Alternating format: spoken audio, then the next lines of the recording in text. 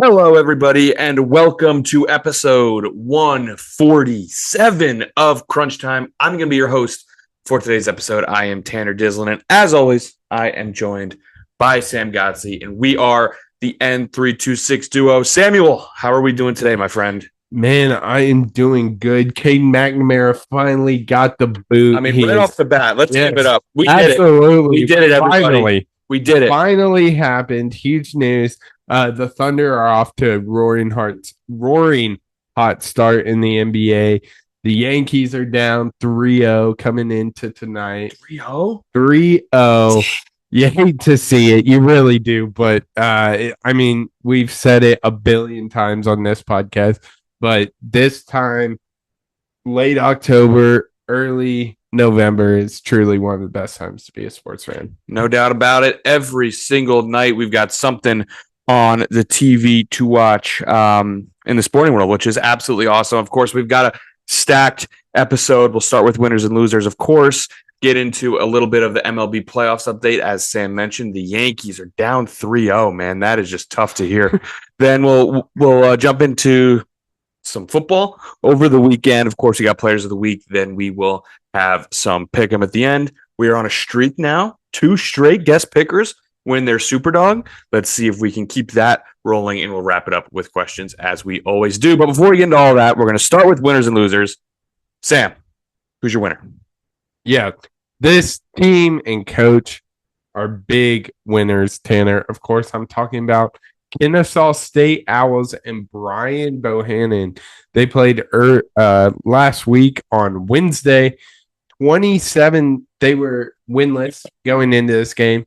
They ended up securing their first win of the season over Liberty, who was undefeated at the time.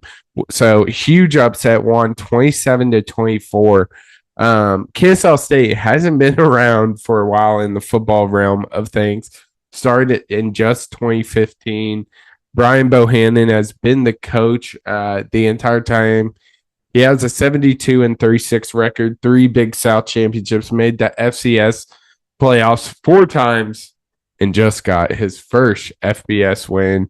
So that's massive. So he got shout out Brian Bohannon and the Owls, man. And it wasn't just any first FBS win. It was a win against undefeated Liberty, who we know has played some pretty big bowl games in the past. Not a bad group of 5 program whatsoever. So shout out Kennesaw State.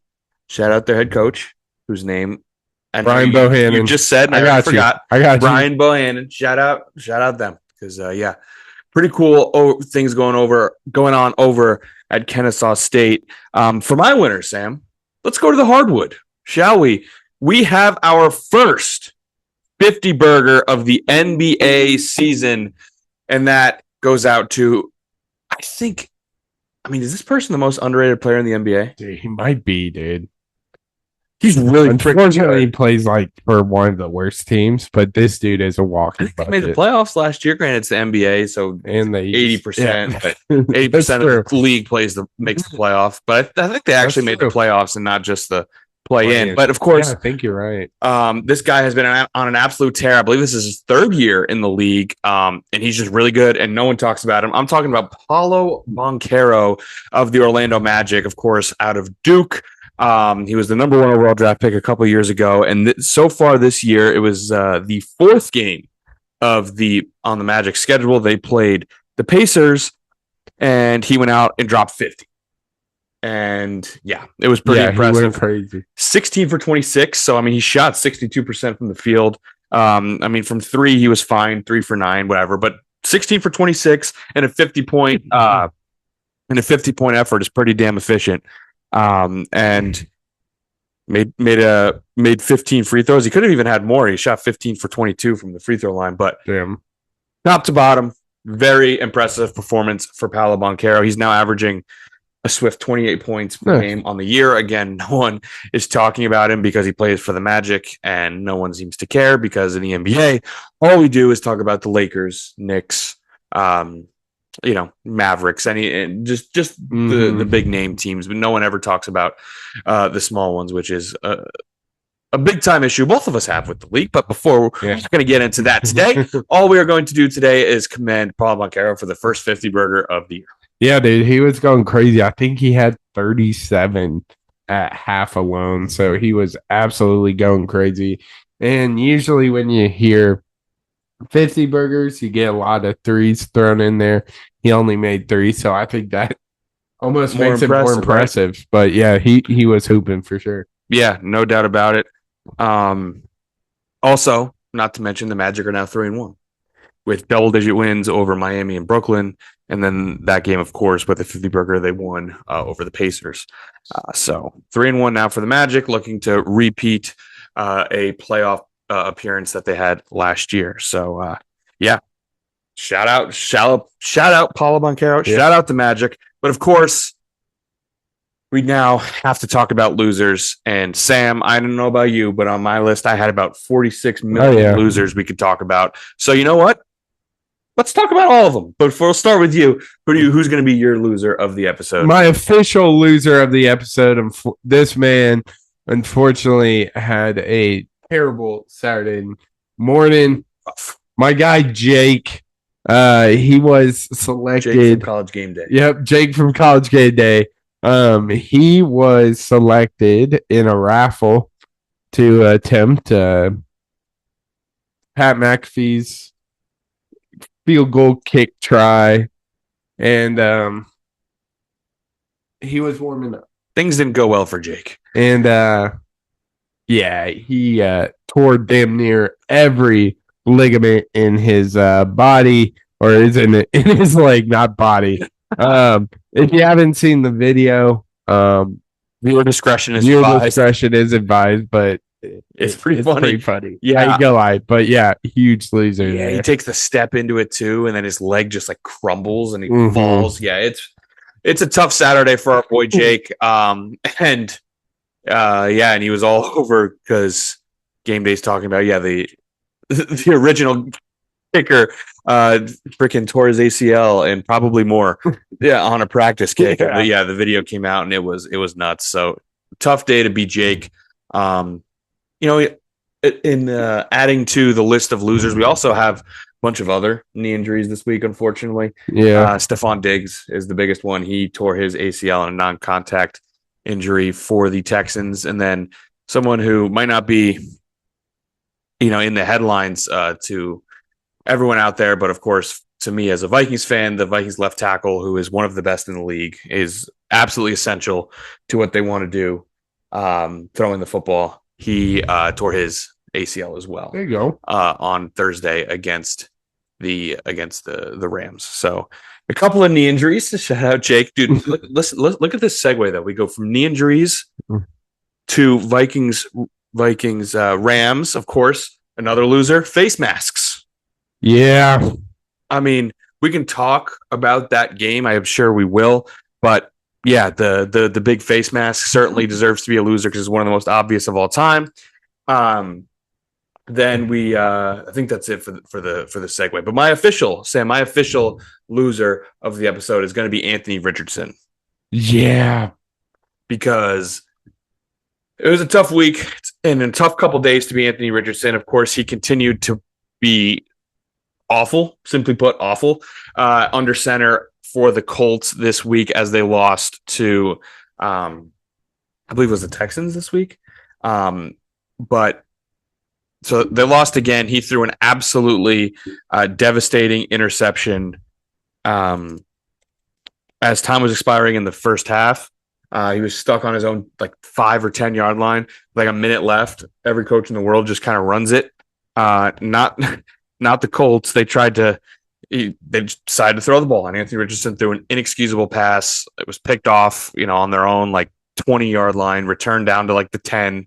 And then the very next play, I believe Joe Mixon ran in for a touchdown. So not only is he playing horrible football, had one of the most inexcusable interceptions I've ever seen on a football field as time was expiring in the first half, but he had to come out in the middle of the game. And as soon as he does, of course, the minute he comes out, rumors start swirling. Anthony Richardson's hurt again. Because he's had he's shown a proficiency in getting hurt.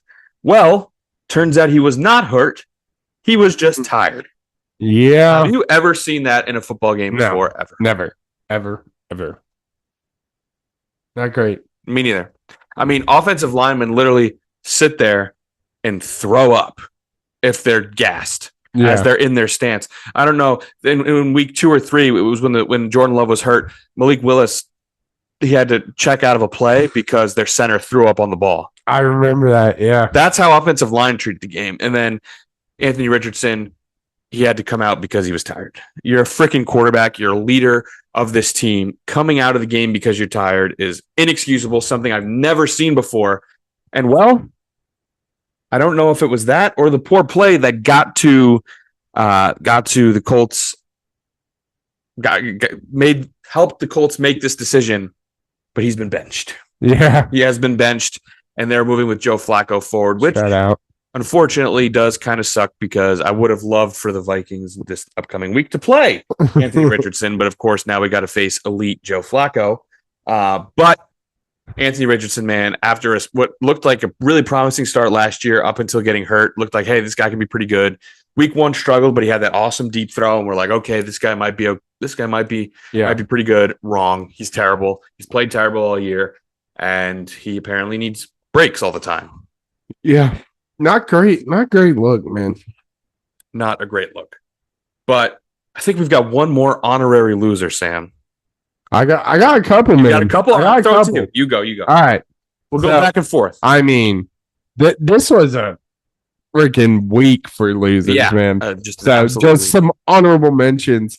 Tara, did you see Zach Edey's NBA debut? So he had 15 minutes. 15 minutes. Okay. It's not a lot. 5 points, 5 rebounds. Okay. Good. All right. Good, right? 6 fouls. This ain't Big Ten refs anymore, Yeah. Edey. He was actually the only player since the NBA and ABA merger to start his NBA debut and foul out after playing 15 minutes or less. Ouch. It's kind of impressive, though. I can't say that doesn't make me a little happy. Every Big Ten basketball fan out there that's not a Purdue fan is like, yes. Dude, some Purdue fans might be all right. Yeah. Purdue fans might even still be with us on that one. Yeah, that's tough for Zach Edey. Yeah. Now we're going to stick to basketball. We've got another botched statue, Sam.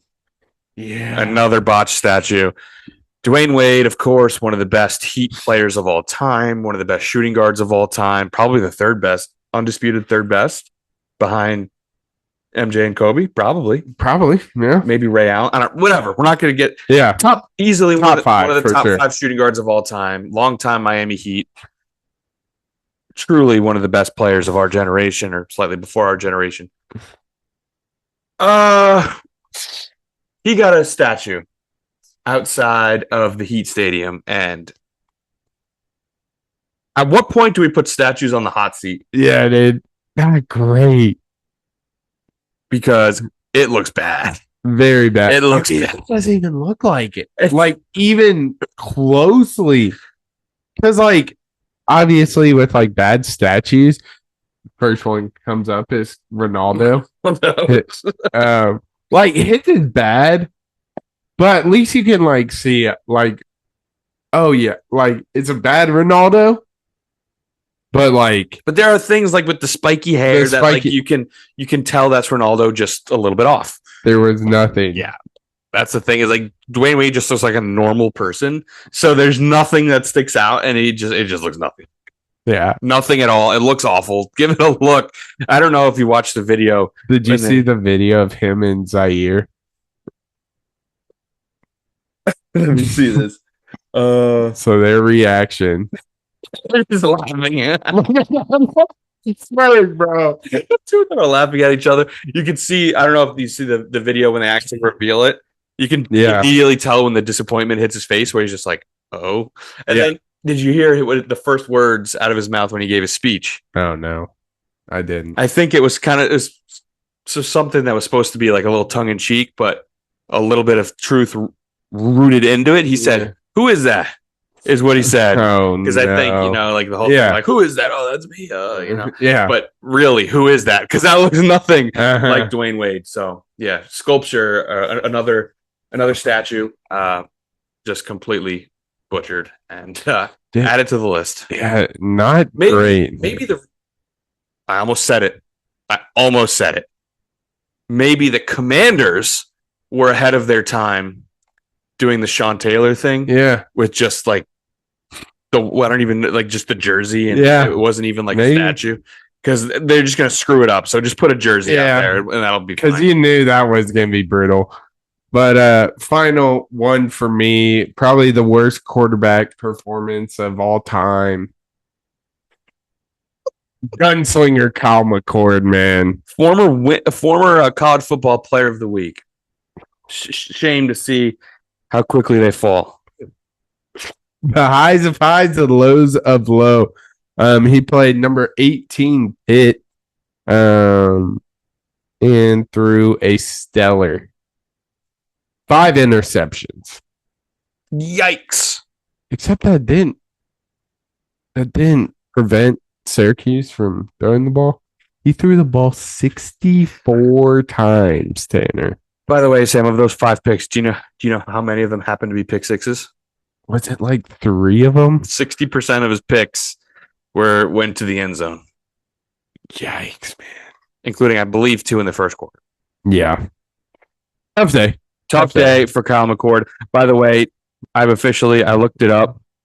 I'm looking at the Sean Taylor statue now. I think the Commanders / Washington football team / redacted were ahead of their time, man, because they got so much crap because it's just like wires for his thing. But hey, I'd rather have. I think Dwayne Wade would rather have something like this than his statue. However, I would like to point out the Sean Taylor. Now, when he played, Reebok made the NFL jerseys. Yeah. So, but they seem to remember that with the pants, because if you look at this, he's got the Reebok pants, but they didn't quite remember it for the jersey. All right. He's got the Nike jersey, but the Reebok pants. But hey, dude, the Commanders were ahead of their time. They realized it was going to get screwed up, so let's just make it this wire thing. There you go. Nothing wrong with that. Nothing, dude. Shout out the Commanders.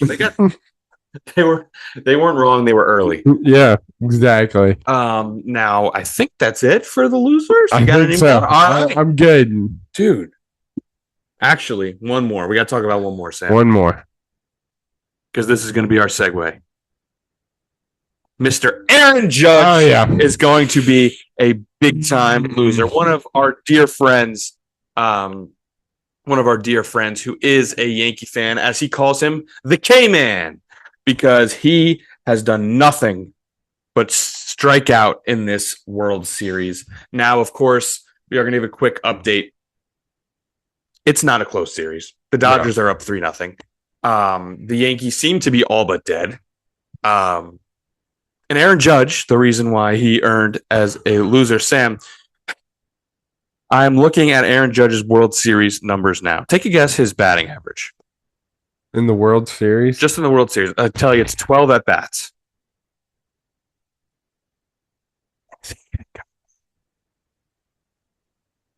I tell you, he has gotten at least one hit, so it's not 0. Okay. 0.50. 0.050? Yeah, so not 500, but 0.050. So it's not far off. I said he has at least one hit. He has one hit. One single. He's 1 for 12. He's hitting .083. That's pretty good. And how many of those now 11 at-bats, the 11 outs he's made, how many of those are strikeouts out of the 11? 10.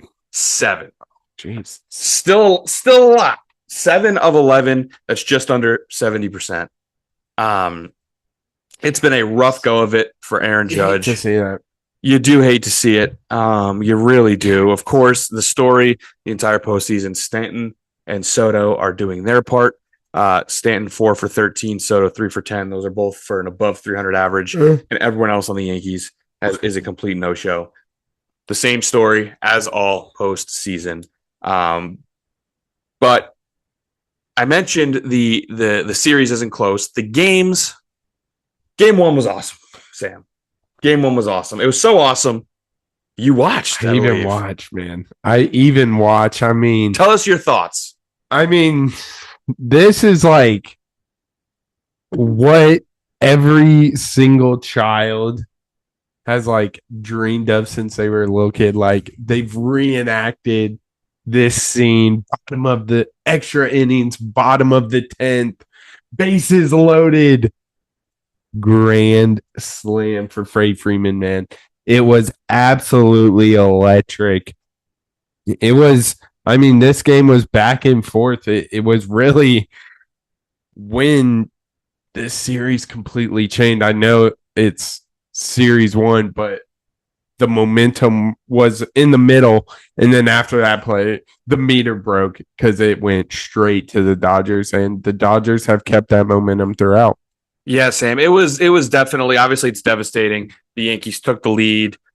I believe they're up 2-1 in the eighth. That's when the Dodgers tied it at 2, went into extras. Yankees scratched one out in top 10, so they were up 1 in the bottom of the 10th. So obviously, when you lose a game like that, back and forth to a walk-off grand slam, it's going to be devastating. But this was a game the Yankees could absolutely not lose. I mentioned it, I believe, last week. The biggest advantage that any single team has this series is the Yankees starting pitching. The Yankees starting pitching compared to the Dodgers starting pitching is far and away the biggest advantage anywhere in this series.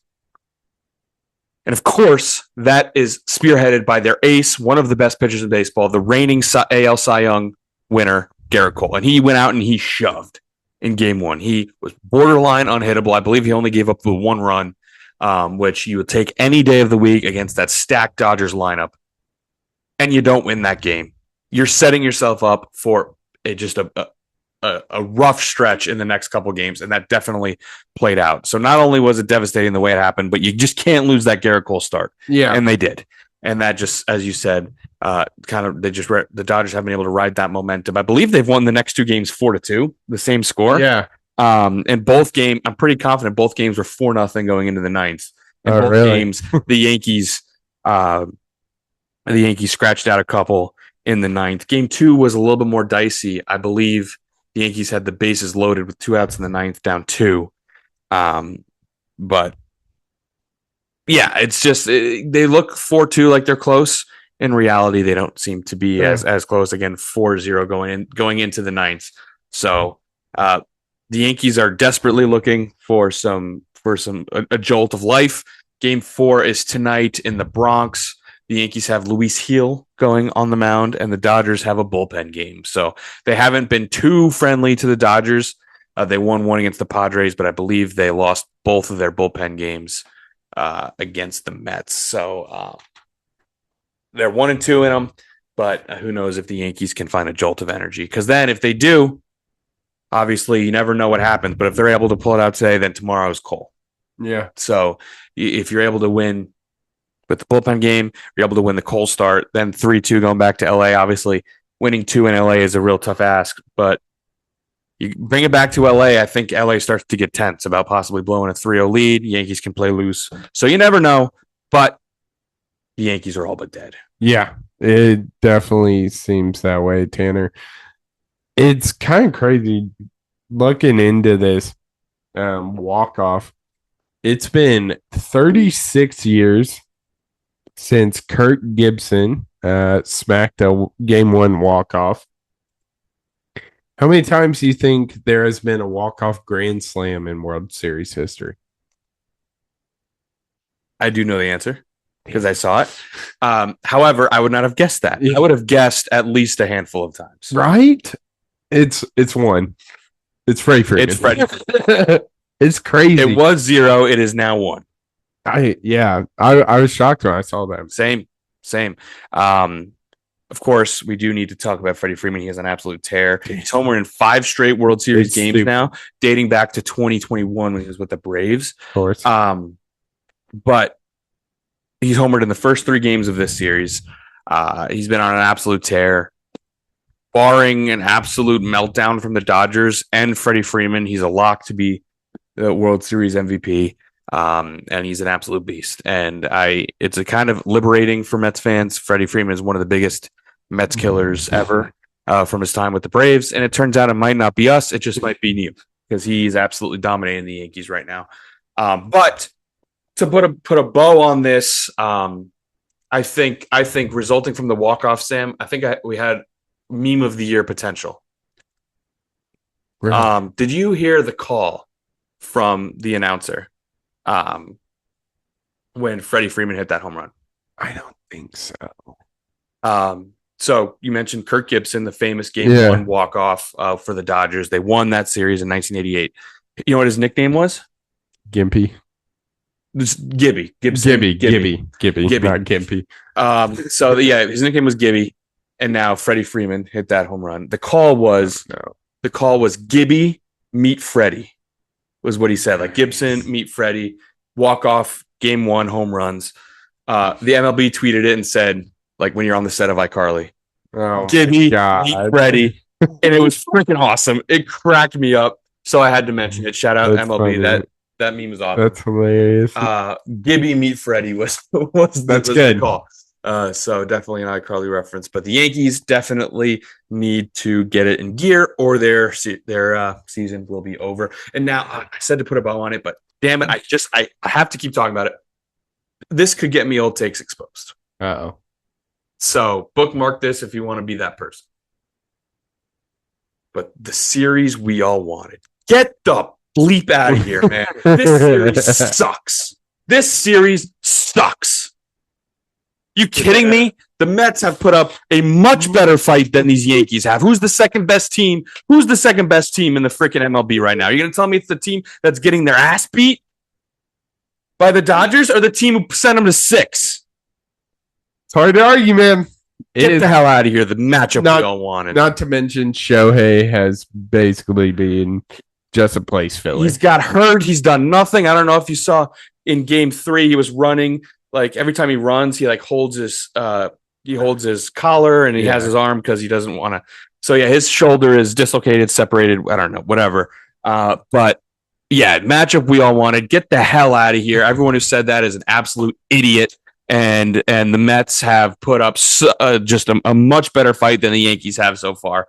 And I believe at this point I'm saying the Mets were the second best team in baseball this year, because these Yankees don't even deserve to be mentioned with the Dodgers, while the Mets did. That's my take. And matchup we all deserve. Get the bleep out of here. I love it. I love it. Yeah. So that's it for baseball. And hopefully, praying to God. Great transition. That's it for baseball. And if God is good, the Dodgers will just put these cowards to bed tonight, and then we'll sleep easy knowing the New York freaking Yankees got absolutely steamrolled, while the better New York team put up a fight against that team. But should we talk about some football? Let's do it. All righty. It was an interesting college football slate, Sam, because I got to say, the better games were ones we didn't really expect. Yeah. At least in my opinion. We'll start on the big noon kickoff on Fox. Of course, Nebraska and Ohio State, a lot closer than some people, obviously not Keegan. He chose them as his Superdog a week ago, thought it would be. And Ohio State won 21-17, but Nebraska had the lead 17-14 in the fourth quarter. Yeah. This one was very interesting, Tanner. I think where you got to look is that run game for Ohio State. Judkins and Travion Henderson were nowhere to be found in this game there. 20 combined rushes for the split between the two of them, and only around 55 yards combined.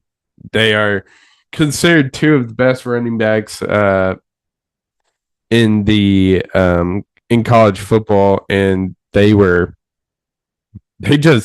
Nebraska's defense shut them down, and it forced Will Howard to throw the ball, and he kind of took care of it for the most part. He did have that one pick, but yeah, this game shocked a lot of people. Obviously not Keegan, though, even though he regretted making that Superdog, I will say that. But yeah, this one was way more competitive than anyone thought. But our team ended up on top. Yeah, no, I think this was the blueprint game. Every team in the college football playoff hunt who has to play Ohio State. I guarantee you Penn State has watched this game 3 or 4 times now. Mm-hmm. Just about the blueprint is to stop that running game. I mean, Will Howard is a pretty good college quarterback. He's probably not going to win a national title if he drops back and has to throw it 64 times like our boy McCord. Yeah, Kyle McCord, the old Ohio State quarterback. So the blueprint is just if you stop that running game, this offense becomes a lot easier to handle. Now, it doesn't mean they don't have a lot of wide receiver talent, but you stop the two-headed monster of Judkins and Henderson, you have a chance against this Ohio State team. That is the moral of the story. It seems like we have contact issues on the pod. We're good. We'll power through. We're good. We will power through. Us, Shohei, powering through. But yeah, I mean that's my biggest takeaway here in Nebraska. I mean, that Ohio State defense is good. Nebraska's offense was fine. Like they were out, like they had less talent than the Ohio State defense. They did just enough to get a lead in the fourth quarter. But I think the most surprising unit here was that Nebraska defense. Where the hell was that against Indiana? Maybe Indiana is just that good. I don't know. But it seems like if they had that against Indiana, that game would have gone differently. This time, their defense kept them in it, but they just didn't have enough talent to get it done. Yeah, I mean, this Nebraska team had a chance to go up late in the fourth. They had the ball with a minute 15 left, a little over that. When they got it, Rayola made the fatal mistake, gets picked off, and that's game. Gives Ohio State the win. Yep, exactly. And I think they took the lead. If I go to the plays here in the fourth quarter, Nebraska's touchdown, they scored with 10:47 left in the fourth. They took a 17-14 lead. Then, of course, immediately Ohio State responded, and that's how the game ended. But as you said, Sam, Nebraska got the ball down 21-17 with 3.5 left, and he threw that pick. So I don't know how you can be anything but encouraged if you're a Nebraska fan. That defense was awesome. If you're Ohio State, you got to figure out the run game. And again, the blueprint's out now. You got to find other ways to win or just continue to win in the trenches, which they didn't against Nebraska. Yeah, absolutely, man. So next we'll move on. We'll go down to the SEC, Sam. Another one. Texas is looking rather uneasy. They almost get upset by Vanderbilt, who almost does it again. We almost had some more goalposts going down downtown Nashville. But Texas does come out victorious in this one, 27-24. Yeah.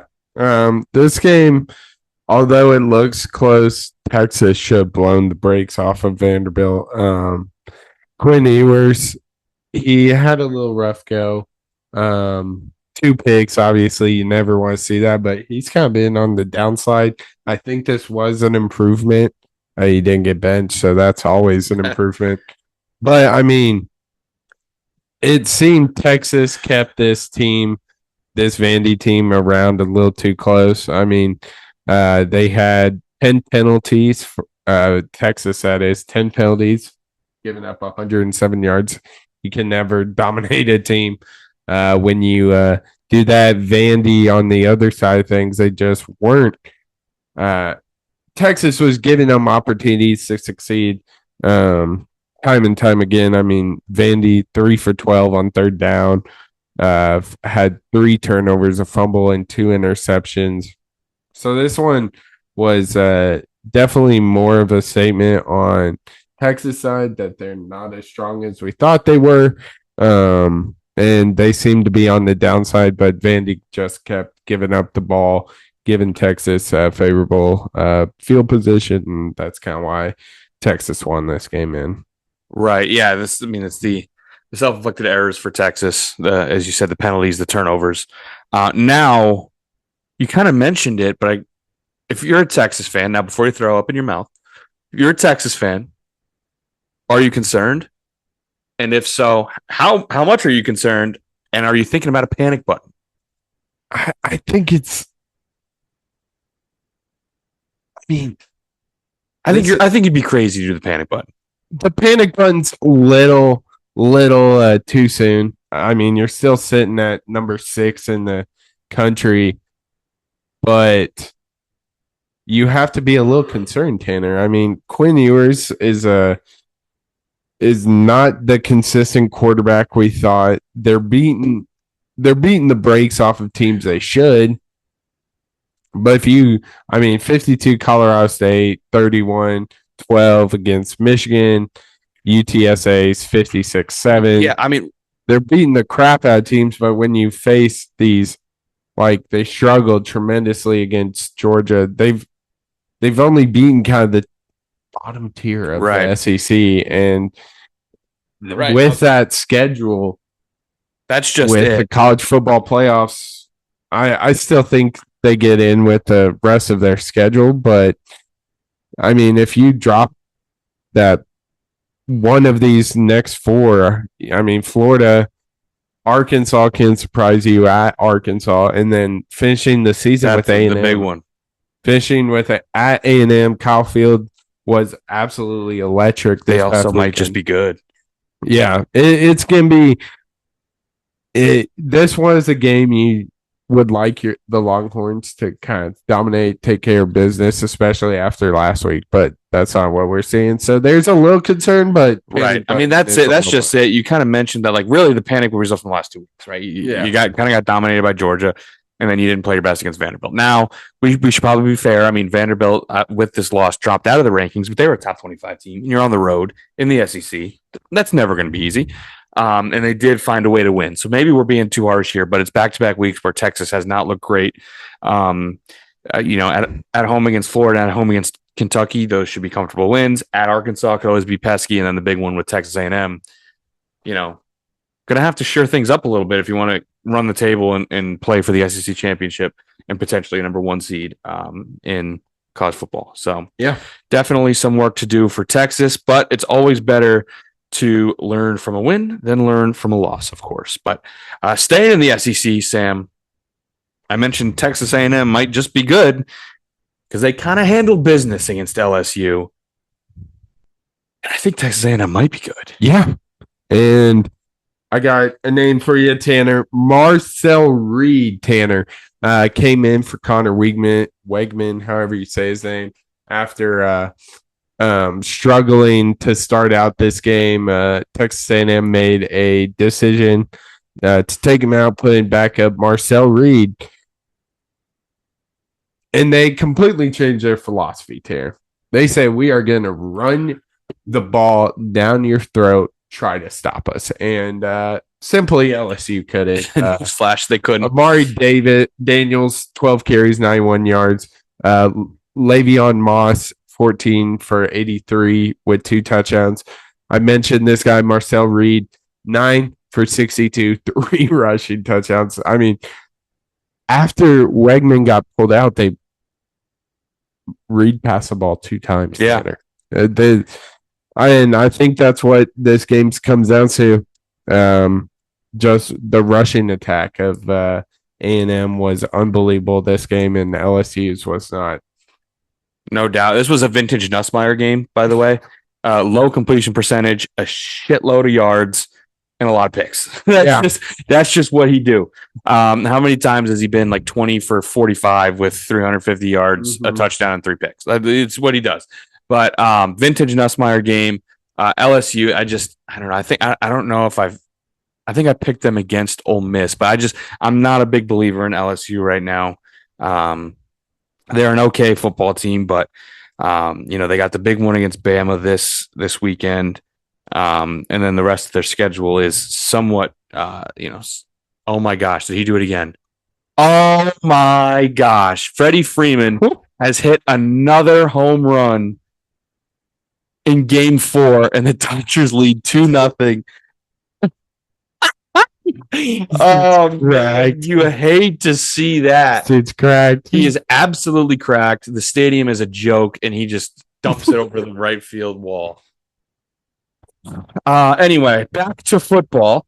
I'm just not a believer in LSU. I think they're middling. They're higher end SEC team, middling national team. You know how that goes. Yeah. But Texas A&M might be good. Now we get to play a little. What's that? What's that schedule like? They have to go to Columbia to play South Carolina. Then they got a tough one after that. They got to welcome in New Mexico State. Ooh. Then Find Deuce Hogans. Fighting Deuce Hogans. Then they go to then they got to go to Auburn and then at home against Texas. So it's possible to win out. Obviously, that big one against Texas. Now the SEC gets very, very interesting because there's one team in the SEC who's undefeated in conference, and that's Texas A&M. Yeah. So there's a real path to Texas A&M. There's a real path to Texas A&M being in the SEC championship game. Yeah. That'd be disgusting. Kind of like this Yankees start. Yeah, so the next batter was just a little swinging bunt, and the pitcher tried to make a play and threw it nowhere near the bag. So now they have a runner on first, and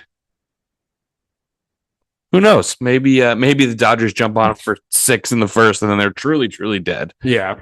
But we still got another college football game to talk about, Sam, because the Iowa Hawkeyes have scored 40 in a Big Ten game again. That's twice this year, and this one came on the back of Brennan Sullivan, the best quarterback on Iowa's roster. Yeah. Obviously, you never wish injuries on anybody. BK McNamara get hurt? Is that why? That's why I didn't even know that. I thought they just benched him because he got banged up a little bit on Saturday. According to reports, I don't know if it's true or they just don't want to simply say I made the wrong decision the past 6 weeks.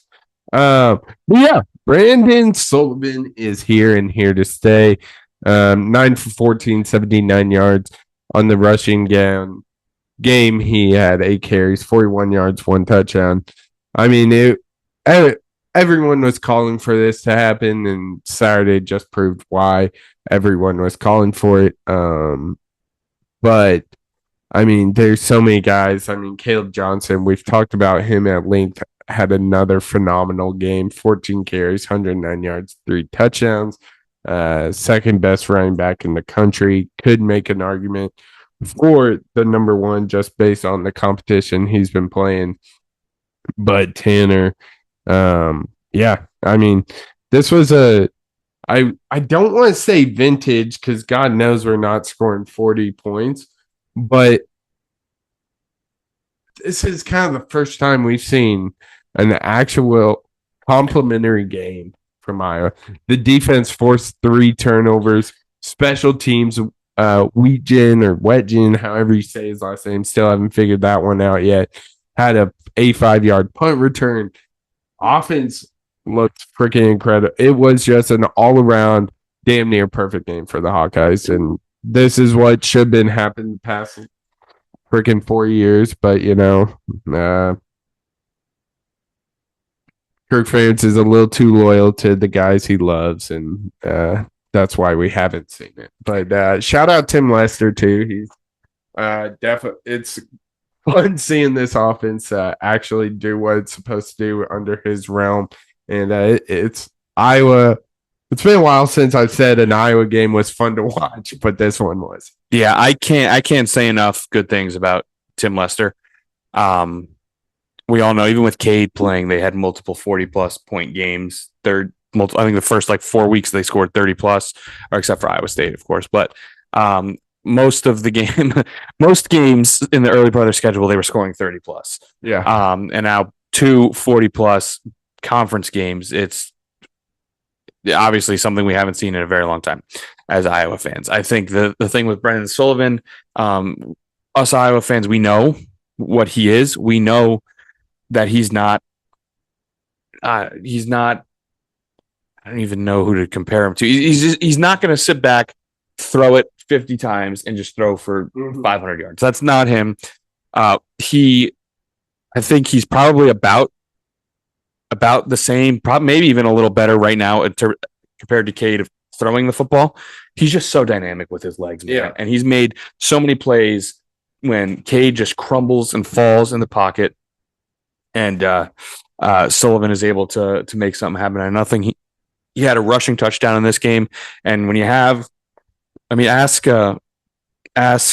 Lamar Jackson and Derrick Henry how they feel about each other in the running game, right? When you have a really freaking good running back, the second best in college football, obviously Brendan Sullivan's not the Lamar Jackson of college football, but he can run the football. And when you add that to the running game, it just makes things so much more explosive top to bottom.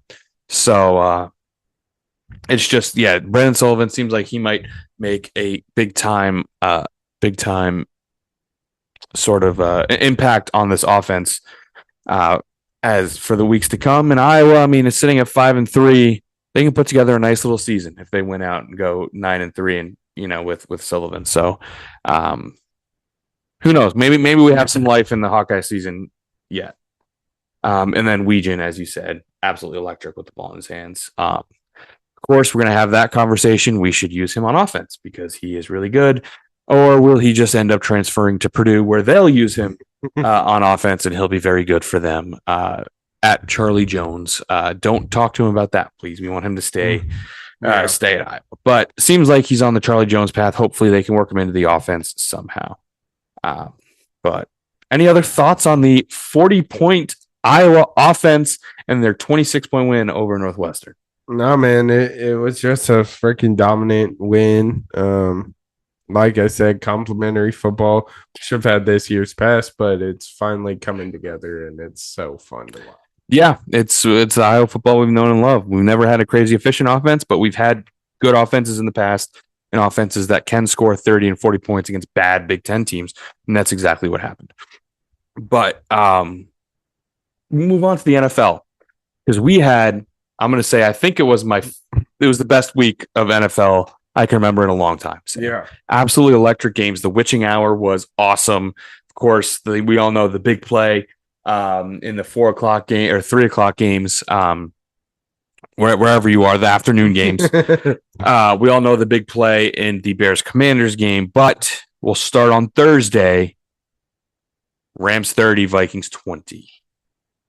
Yeah, you can kind of talk about this game. Talk stats, talk this, talk that. Comes down to one play. The most absurd missed face mask call in my 25, almost 26 years of watching football. Probably one of the most egregious face mask calls. Obviously, minute 42 left. Vikings ball on 5-yard line. Byron Young, face mask. I mean, I don't know how many times you've seen Byron Young looked like, thought he was. Oh, he did, guilty. yeah. Like he goes, like he knew he screwed up, but I mean, I'm frustrated just as a third party. I can't imagine what you felt like. Yeah, I'm gonna say. I mean, obviously, I'm a Vikings fan. I have my optimistic since 1961 T-shirt on. I'm a Vikings fan, but I generally think that was the most rigged sporting event I've ever seen in my life. I don't know if you caught this, Sam, but 90% of the bets were on the Vikings. You can see how someone out there who's just a casual sports bettor sees the 5-1 Vikings just put up a pretty good fight against the Lions. Close game, back and forth game, lost on a final field goal. You could see how that with the, what is it? Two win Rams. Wow. Another fan interference in the Yankees Dodgers game. Oh my God. What is going on? We're not even through the first inning. It was he did catch it. Oh, He caught it, and the fan tried to rip off his glove. Dude, I kind of respect it, though. I kind of respect it. Now look at him. He looks like I gotta respect it, Tim. respect the effort. The umps did not fall for it. He literally caught it as he was going up, and the guy caught his glove, opened it, and ripped the ball out. But the umps caught it and realized he was out. What a crazy play. But yeah, 90% of the bets were on the Vikings. And not only the face mask, but the only way to rationalize that is that it was a fix, because there's no possible way that could ever be missed. The ref was staring right at it. You have multiple views of the ref staring right at it.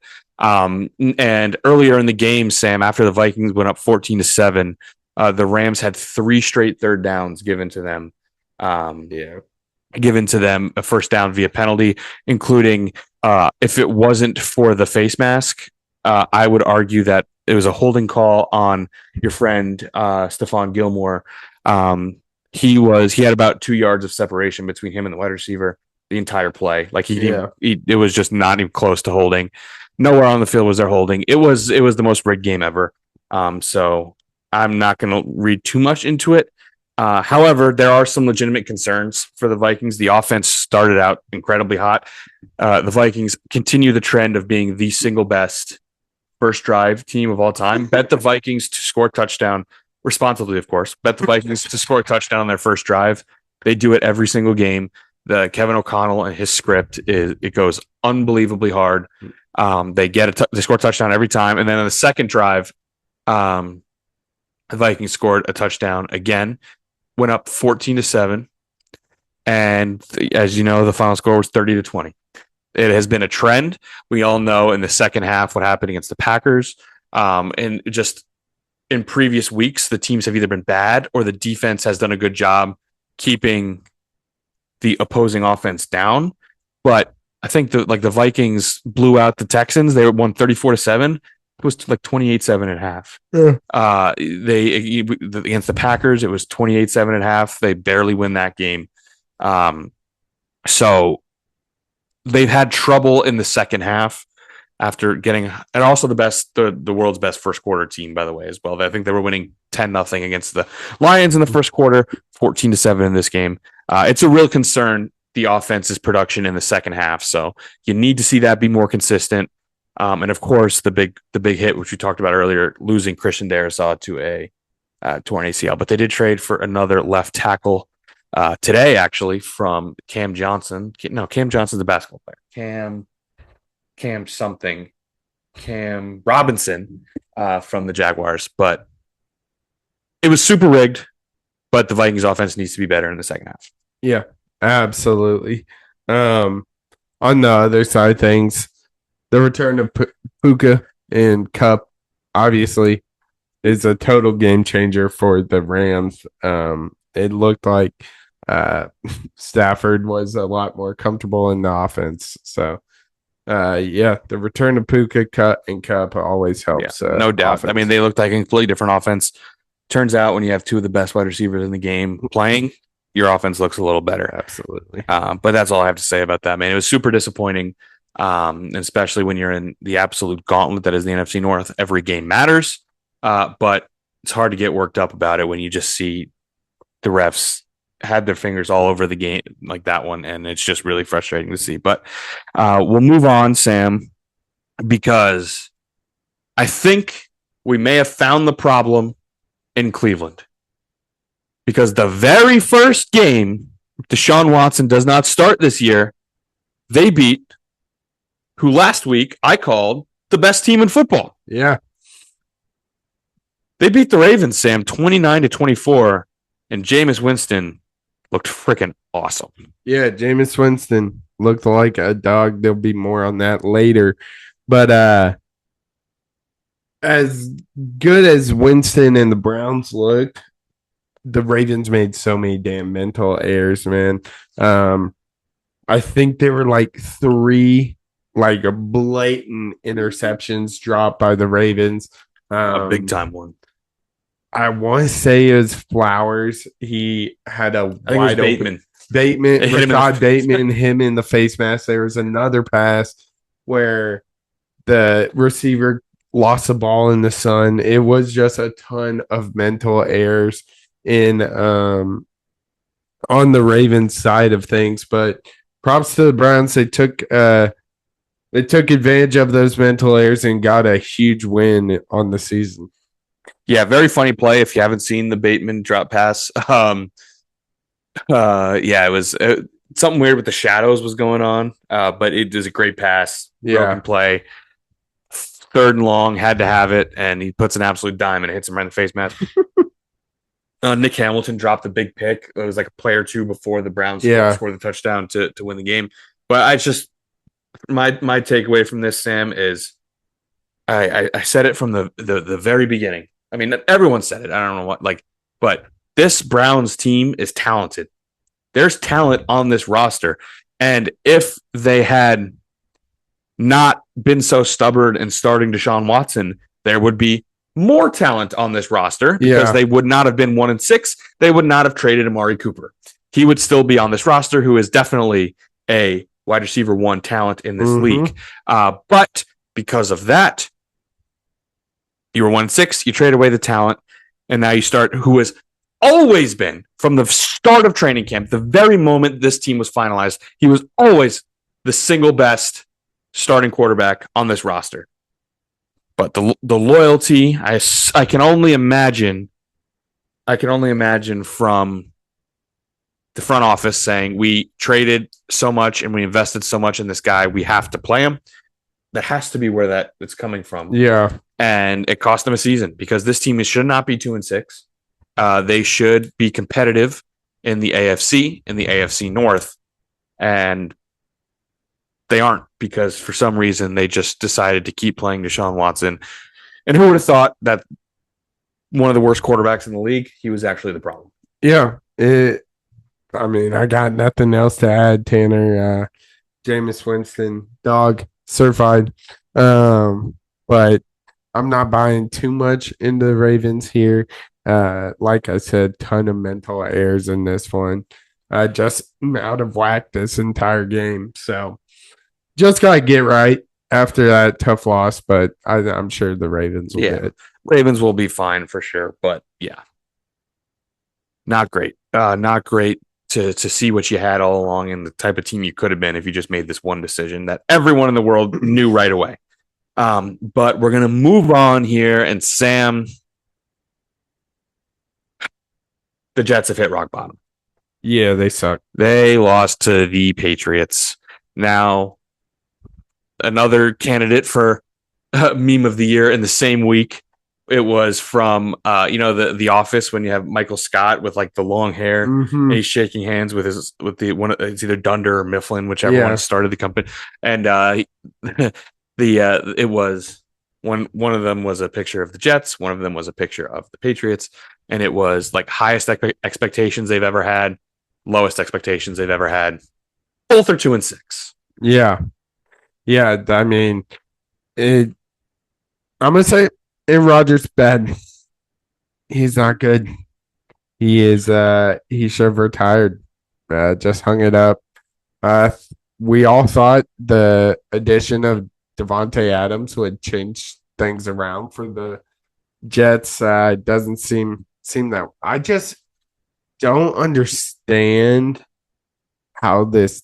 Obviously, just fired their coach, but like you still have the obviously Aaron Rodgers, not really what he used to be with the old age, but you still have guys around you. I mean, Breece Hall, Braylon Allen, that's a great 1-2 punch in the rushing attack. Garrett Wilson, Devontae Adams, great wide receiver 1-2.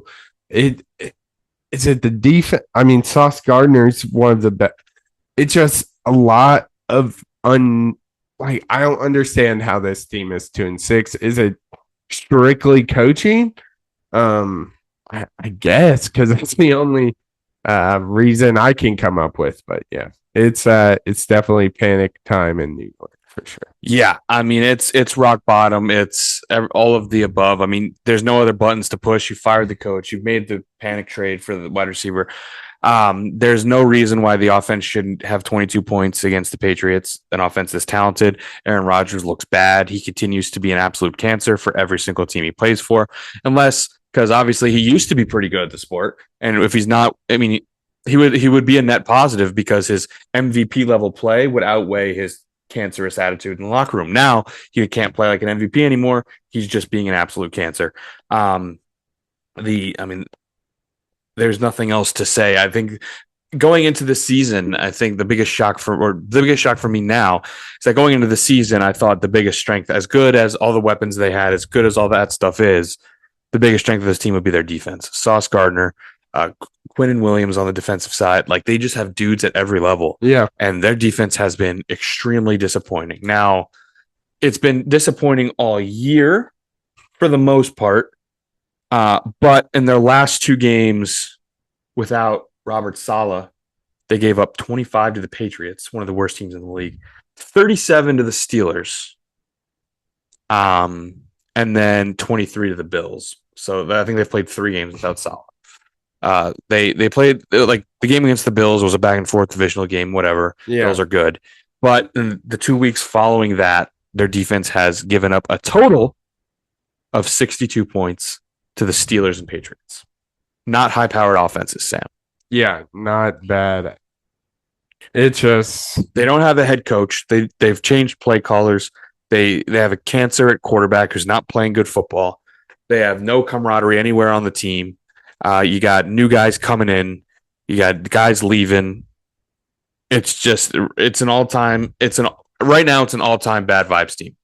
Yeah, not great. I mean, they were kind of on the slide these past couple of weeks, like you said. Steelers, obviously you really start to panic, but this one, man, is inexcusable. I don't care who you are.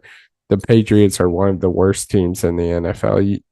With Devontae Adams, Garrett Wilson, Breece Hall, the guys you have, it's not good. It's not good at all. But as we move on from the dumpster fire that is the New York Jets, I think we can comfortably say this was the game of the week. Yeah. What do you think? Tanner. I do. Uh-oh. I mean, this game was not the most fun. It was pretty ugly. It was ugly. It was pretty ugly. But thank God for the ending. It ended in amazing fashion. Of course, we're talking about the Commanders winning 18-15, classic football score on a last-second Hail Mary. And Sam, the Chicago Bears might have a coaching problem. Yeah, just a little bit. Just a little bit. Yikes. Yeah, this was a tough one if you're a Bears fan. What you got? What you got for me? I mean, this game, like we said, bad football. I mean, Caleb Williams finished the game 10 for 24, 131. Looked terrible. And then on the other side, I mean, Jane Daniels had a good game, 21 for 38, 326 yards. They were moving the ball. They just couldn't get in the end zone, Tanner.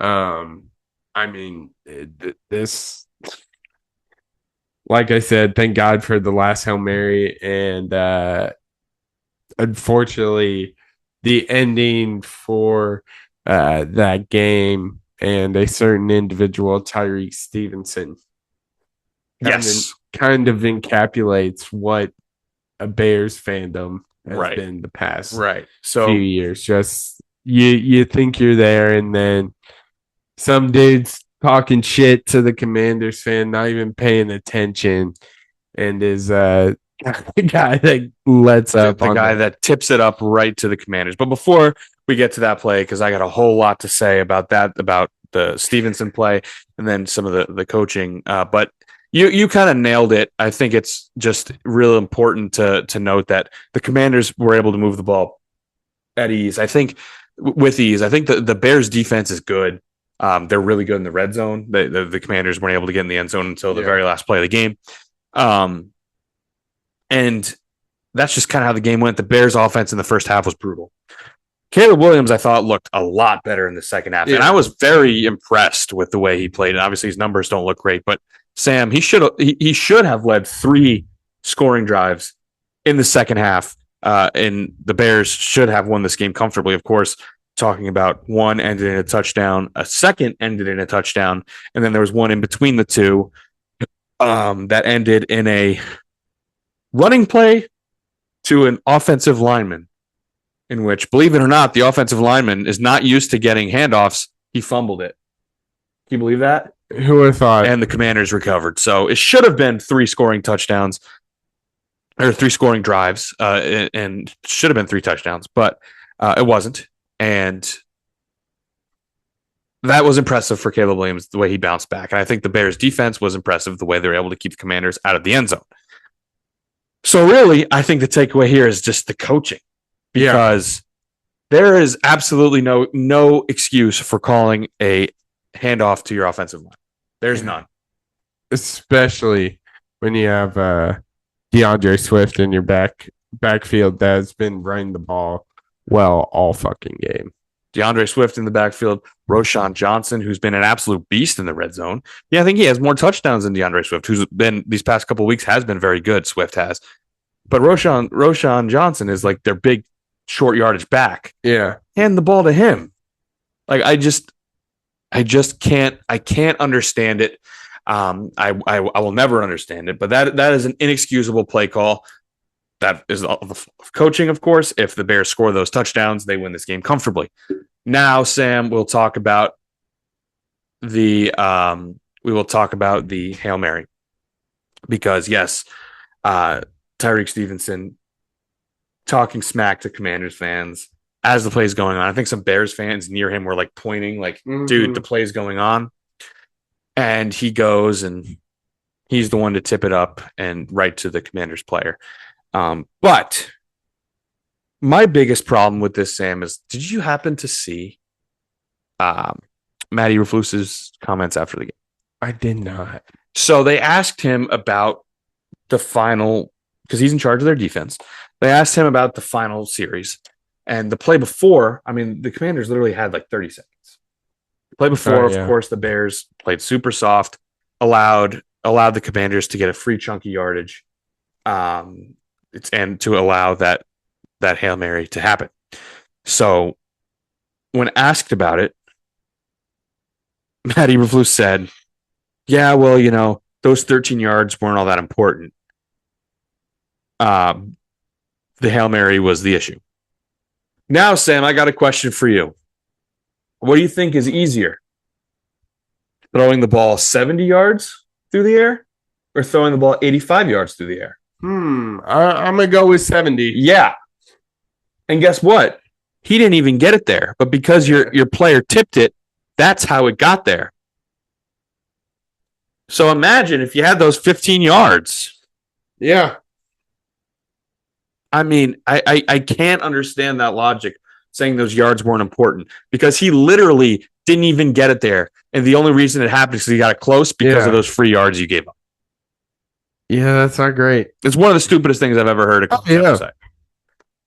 Yeah, absolutely, man. So I think if you're a Bears fan, you have every reason to be encouraged by Caleb Williams. He's still a rookie. He's still going to have growing pains, but I was impressed with the way he bounced back. DeAndre Swift finally is starting to look good. He had a brutal start to the season. He's looking great. And the wide receiving core, we know it's a good one. It's a good wide receiving core. The defense was stingy in the red zone. I just think if I'm a Bears fan, I just look forward to next year when Eberflus and company are fired. Oh yeah, absolutely. And some new coach comes in and tries to take what looks like a pretty talented roster.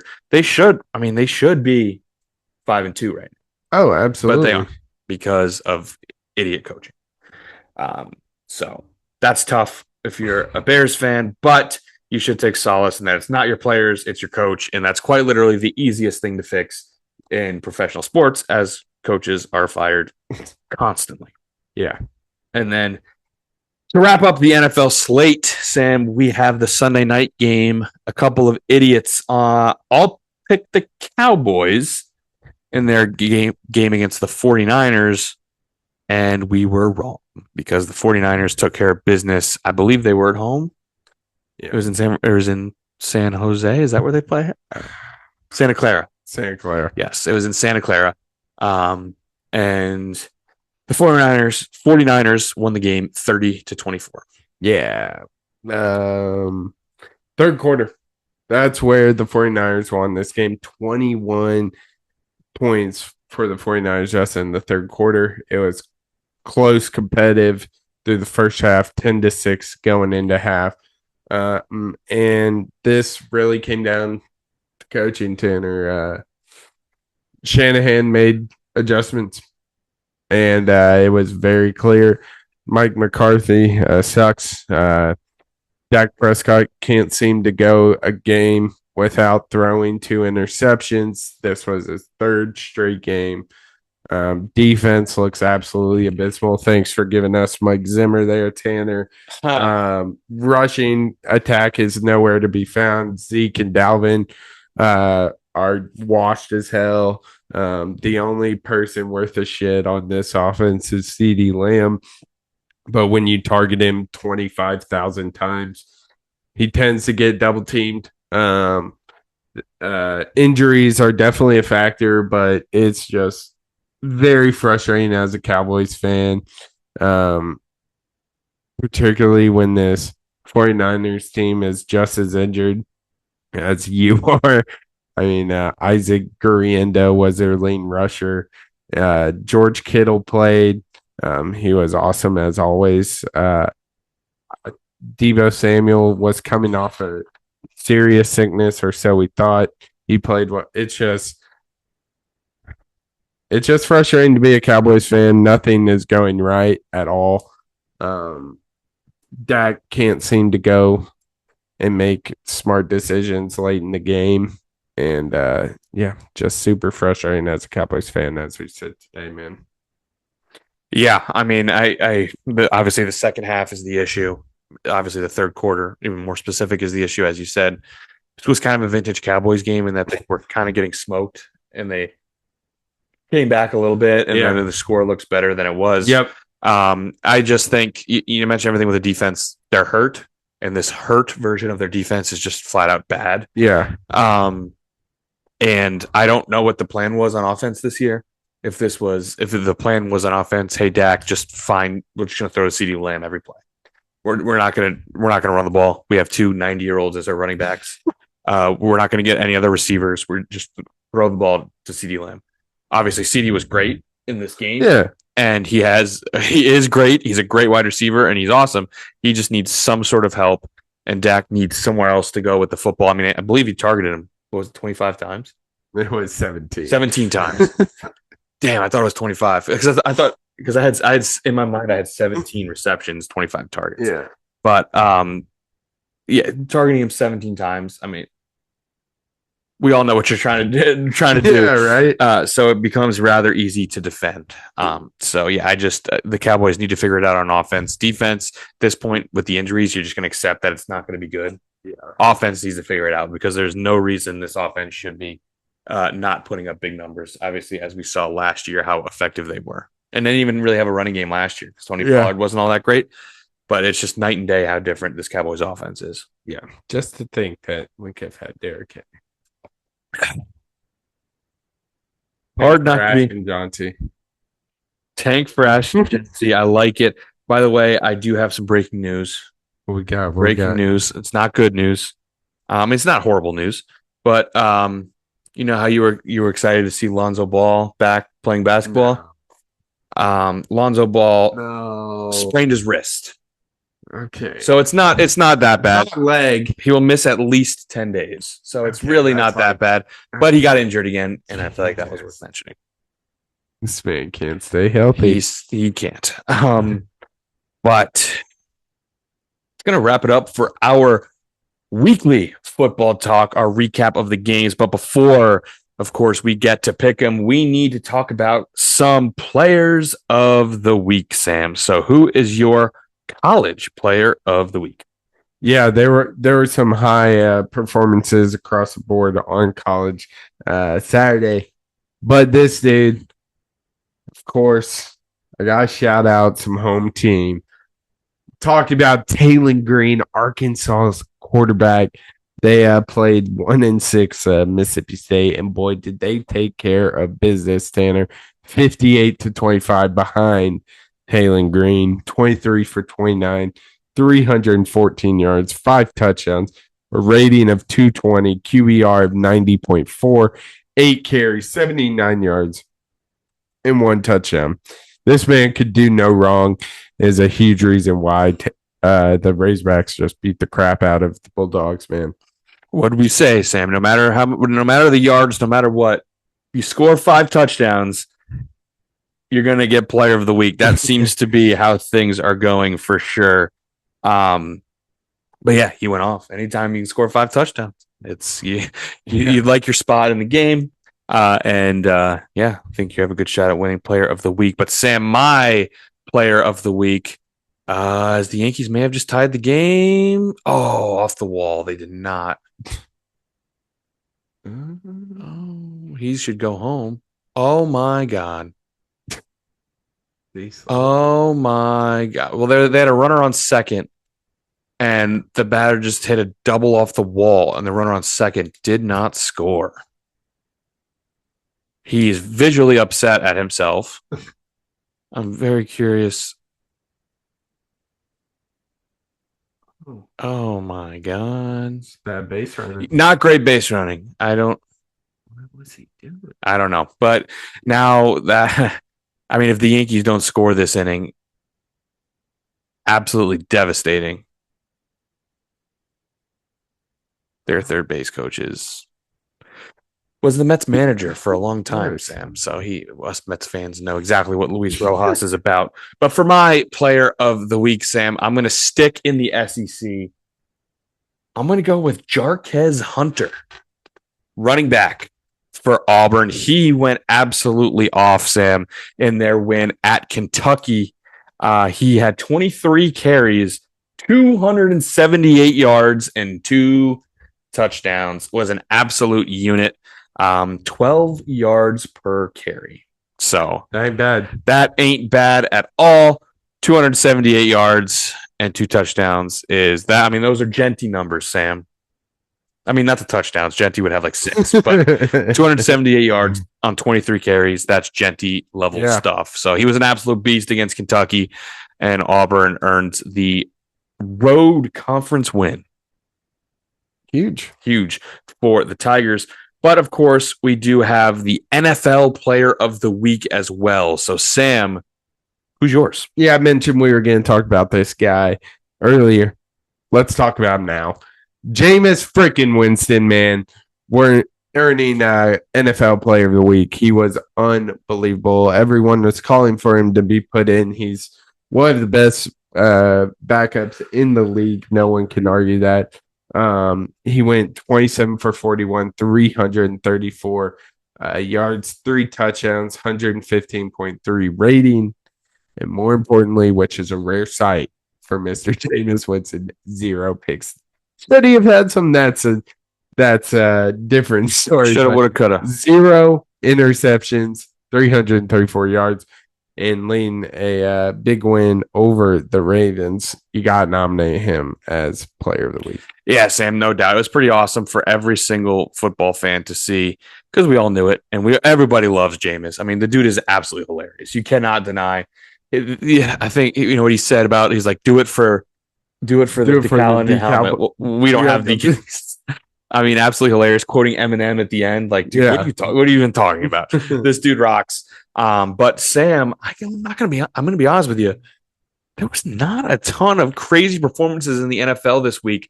Not to say this guy didn't have a great week, but you might look at these numbers and be like, is that Player of the Week worthy? Well, this week it was.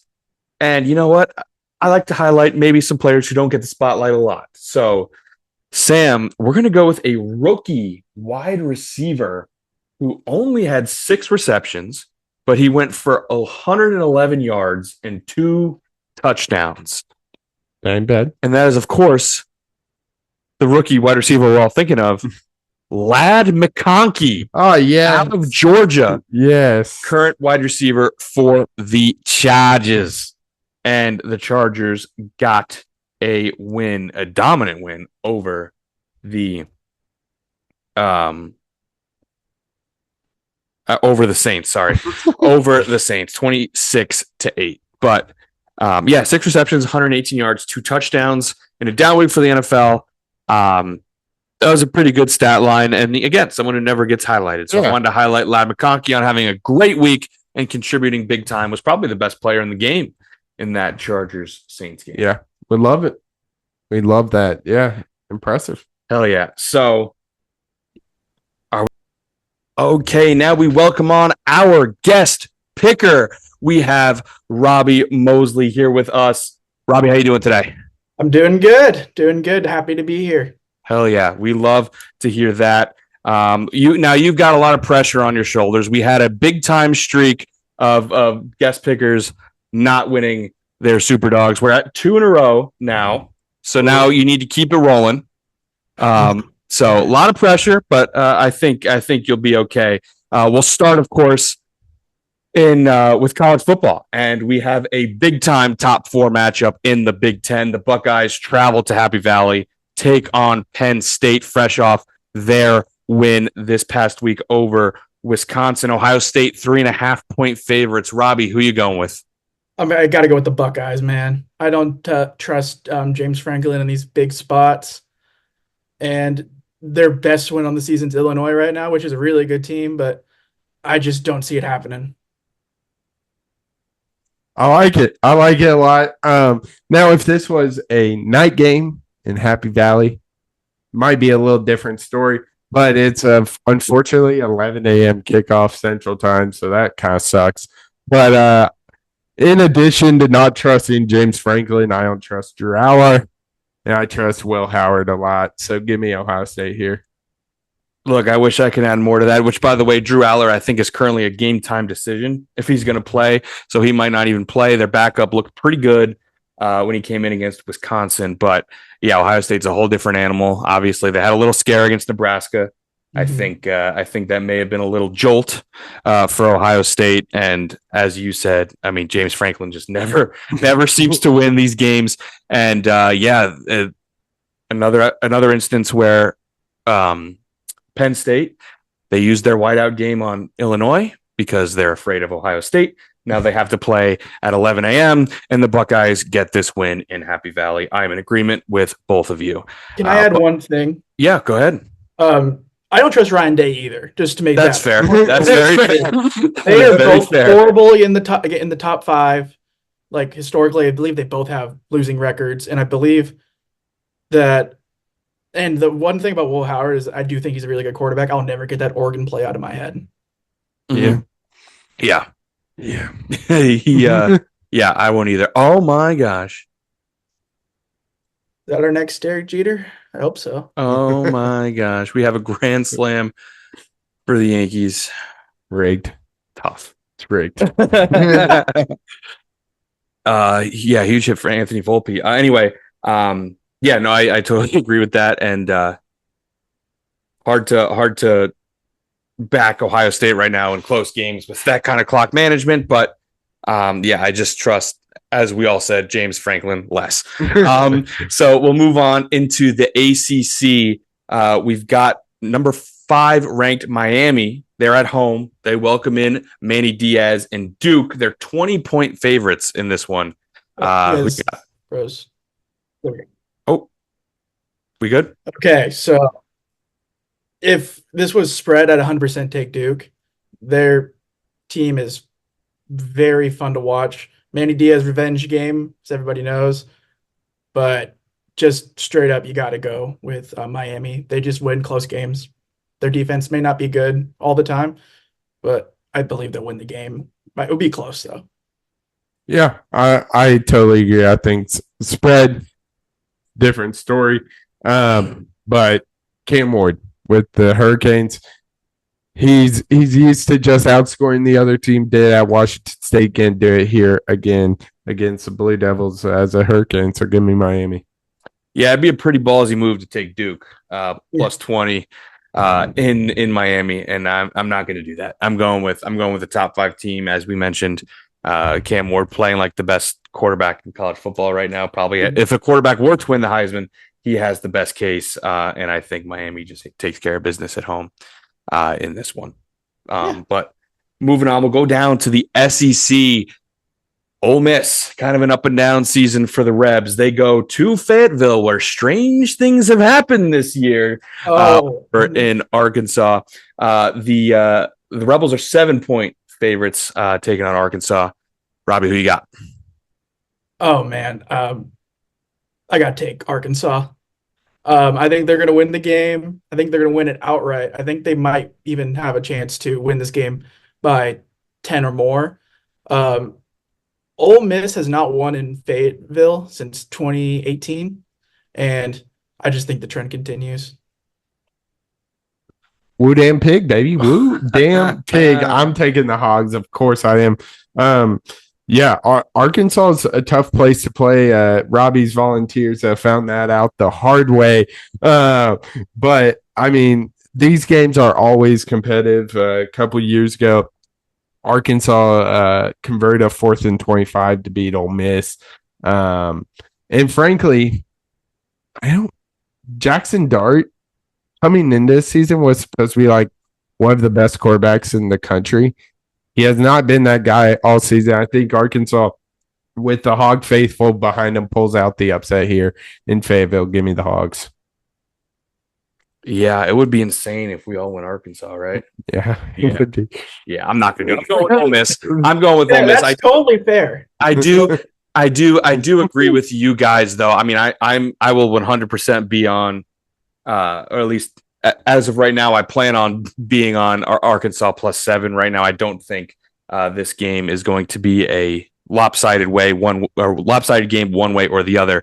But this Ole Miss offense, I do have a ton of concerns. Supposed to be one of the best in college football. First 4 weeks playing West Ballsack State, they've 40+ points. They're Jackson Dart throwing the ball around. Since they started SEC play, they've played Kentucky, South Carolina, LSU, and Oklahoma. Now, Oklahoma, good defense. LSU, pretty, a good team. But those 4 games, all of them, they've gone under 30 points, which is not a recipe for success if you're Ole Miss. But with all of that being said, I think they win a big one, get their first win in Fayetteville since 2018, as you said. And I'm going with the running Rebs in this game. Someone had to pick something different at some point. We've been agreeing too much. Yeah. To wrap up the college football slate, of course, we got a big time matchup in the ACC, as we all thought it would be going into the season. Number 18 Pittsburgh going down to Texas to take on SMU. The Mustangs 7.5-point favorites. I think that's way too many points in general. I don't think SMU's a perfect team by any stretch of the imagination. And Pitt is undefeated, I believe. And I'm going to pick Pitt because I am just a big believer in that city right now. They got a lot going for them. They got Russell Wilson out there, and he's balling up. So I know it's not the same sport. It's totally different, but I like Pitt right now. I think they're in a good groove, and I'm not going to pick against them. Not so fast. Give me SMU. Don't really know why. Just feel it in my bones. All right. I like that. That's true. But SMU, known to put up some points, it kind of has been their MO the past couple seasons. Put up 40 against Stanford, 34 against a talented Louisville team. Beat the crap out of Florida State, but who hasn't done that? Kept it close with BYU, though, early on this season.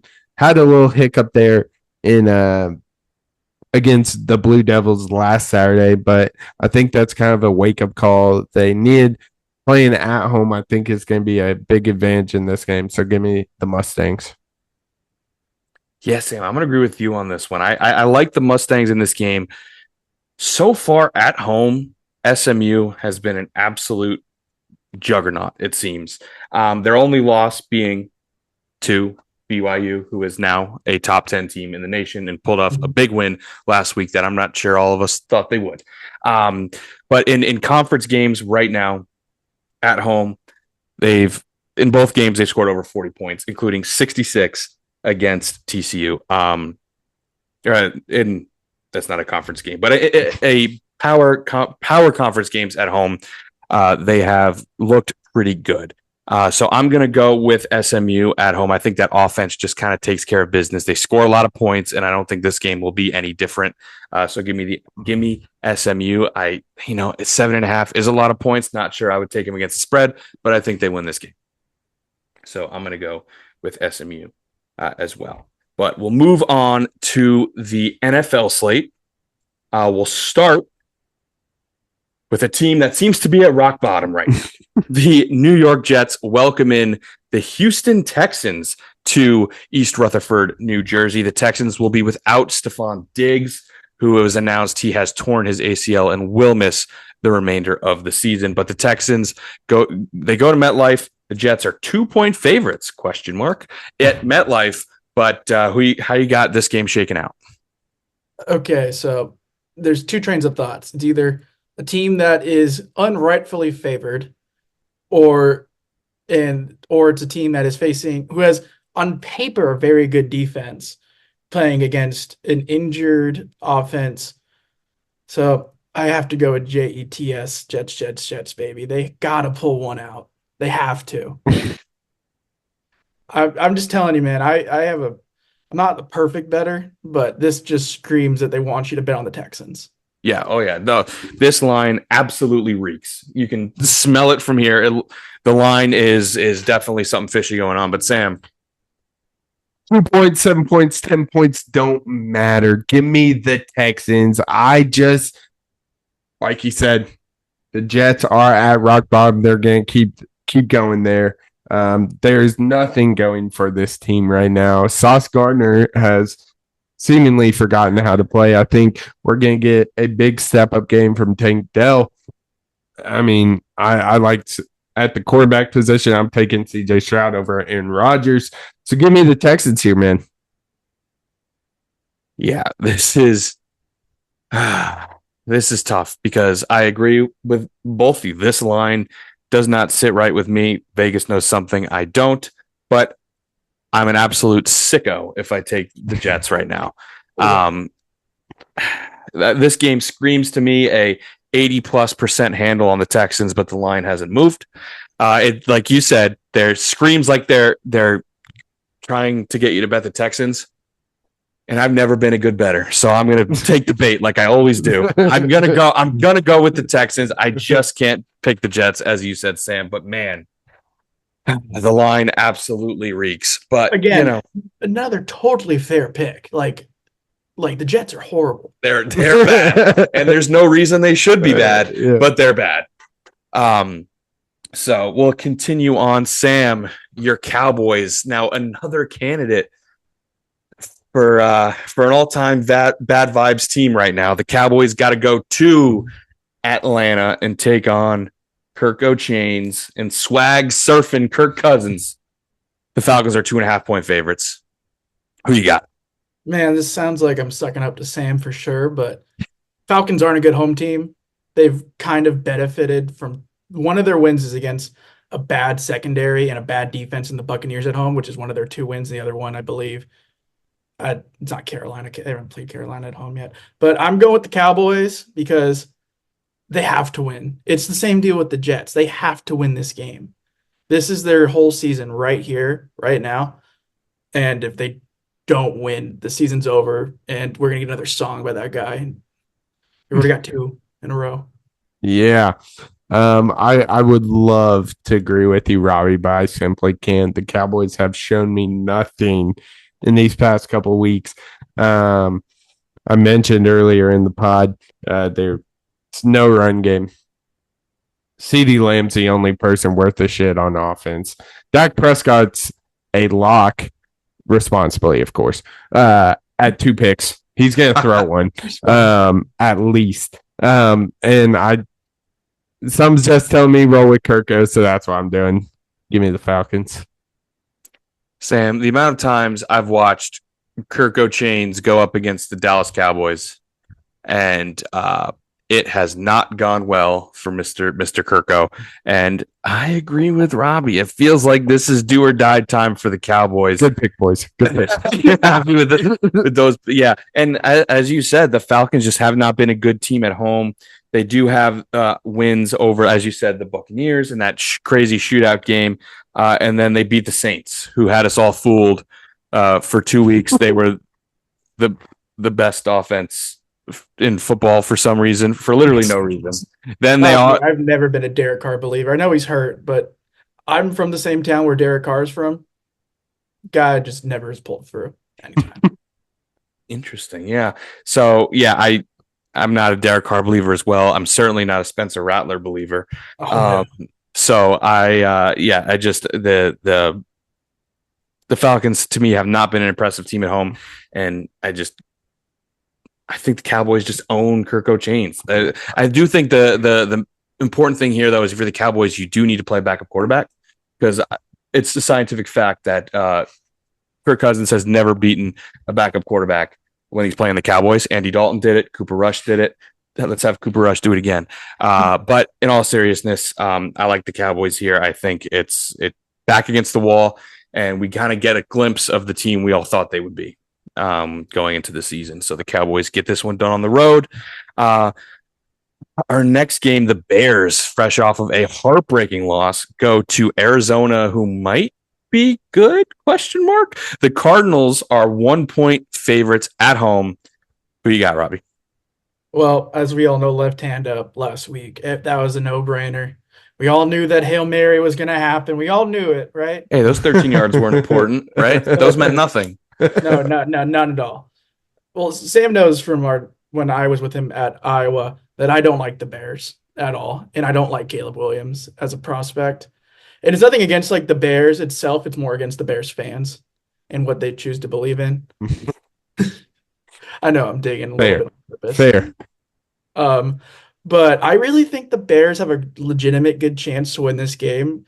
The only thing is, if they can contain Kyler Murray and not let him run at all, then the Bears should win the game. But for that logic itself, I think Kyler's going to have like a 60-yard touchdown run. I'm going to go with the Cardinals. Robbie, see, you forgot about a certain date and a certain video game that just dropped. Black Ops 6 recently got dropped, and we all know the commotion around Kyler Murray and Black Ops and Call of Duty releases. And I think the Bears need a little pick-me-up after that heartbreaking loss against the Commanders. I think Kyler comes out a little sluggish, and that Bears defense takes control of this game, and the Bears come out on top. Yeah, that's an interesting pick. I tell you what, Rob, the Yankees and the Celtics kind of had me leaning one way, but we're back on track now, talking about the Bears. That's what I like to hear. It brought me so much joy watching them lose that game on the Hail Mary. I watched endless amounts of Bears fan reaction videos. But with all that being said, I like the Cardinals at home, dude. This is certainly at a very minimum, this is a very frisky football team. At home, Kyler Murray's playing good football. Obviously, the Call of Duty aspect of it was, I'm not going to lie, something I had not factored in up until this point. But Marvin Harrison, it's obviously, so far it's been boom or bust this year with him. I think they get him going. James Conner may be one of the most underrated running backs in football. He just continues to put up productive seasons. And I like this Cardinals team, man. I think they get it done at home against the Bears, and the Bears fall into the cellar in the NFC North. So give me the Cardinals. And then we'll wrap it up with an awesome matchup in the NFC North. The Packers, who knows what's going on with Jordan Love, obviously came out of the game last week against oh my God, why can't I think of the Jaguars, against the Jaguars. I got it. But the Lions go up to Green Bay in what should be an awesome matchup. The Packers 3.5-point favorites. So I'm from Bakersfield, California, which is the same place that Jordan Love's from. Played against each other in high school, actually. Great guy. A lot of love for him. A lot of love for just that organization in general. I am a former owner of the Green Bay Packers. There you go. I bought that stock. But with all that being said, I am a sucker too. And there's no reason the Detroit Lions are not a favorite in every game going forward right now. My only worry, sorry, not the Green Packers, the Detroit Lions. My only worry is they are outside, and a lot of people know that is Jared Goff's kryptonite. Sure is. But I'm just gonna go with Detroit right now, and I'm just gonna ride them until they lose, which they might not again. That is a fact, and frankly, I am agreeing with you. We mentioned last episode the Ravens were the hottest or one of the best teams. I think the Lions have taken over that role. They are just steamrolling through teams. It is an interesting point you bring up, the outside weather being a factor, and I'm sure it will. But especially with Jordan Love not being 100%, I think this Lions defense, who we all thought were going to kind of be on crutches without Aiden Hutchinson, didn't seem to matter as of late. So give me the Lions here. Yeah, this is an interesting one for sure. Obviously, the Jordan Love aspect of it makes things interesting. Before we get into that, now your hatred for the Bears, does that come from a fandom of the Packers? No. Okay, good. All right. Just wanted to make that clear. I'm congrats on selling that worthless piece of paper. That's a big step. But in all seriousness, look, this is now back-to-back weeks where the team that I think is the best in the league loses. I'm going to play with that trend because right now I think absolutely the Lions are the best team in football, the way they're playing. And whenever I say that, they lose. So I'm going to go with the Packers at home. Again, as you said, I don't see how the Lions aren't favored. So I'm going to do the kind of the same thing I didn't do with the Texans Jets. Feel like you're going to get a big handle on the Lions here. And I'm going to roll with the Packers. I'm going to fade the public or what I think the public will be like. And I'm going to go with the Packers at home. Jordan Love, huge question mark. Although some are saying they're better with Malik Willis. I believe they're undefeated. Some are saying, not me, of course. Some are saying. But I think the Packers get it done at home. There you go. Yeah. Which is fair because if you remember Thanksgiving last year, Jordan Love, if he does play, lit him up. Yeah, he absolutely lit him up at Ford Field. And now what's interesting about this is, I mean, Jared Goff obviously hates playing outside, but he just doesn't throw incompletions, let alone interceptions. And the Packers do nothing but intercept opposing quarterbacks' throws. So it'll be interesting to see if they can turn over Jared Goff a bit to something that he seems to not do at all. But of course, that just leaves one thing left. We have our Superdog of the week. So, Robbie, who you got for us on your Superdog?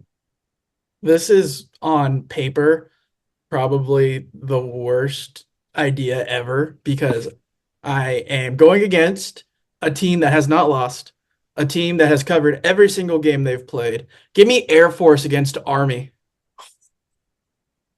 Because if anybody remembers last year, Air Force was undefeated at home playing Army, and Army kicked the crap out of them. I think the reverse happens this year. You imagine? What is that spread? It's like 22.5. 20. Hey.